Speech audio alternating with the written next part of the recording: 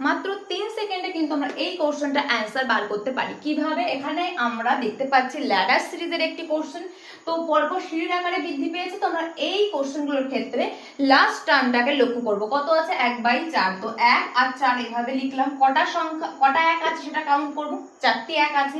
প্রত্যেকের আকারে আগে কিন্তু -1 আছে, তো মাইনাস আমরা 4টে বসিয়ে দেব। তো এখানে যেহেতু মাইনাস আছে, পরপর আমরা মাইনাস করতে করতে এগিয়ে যাব।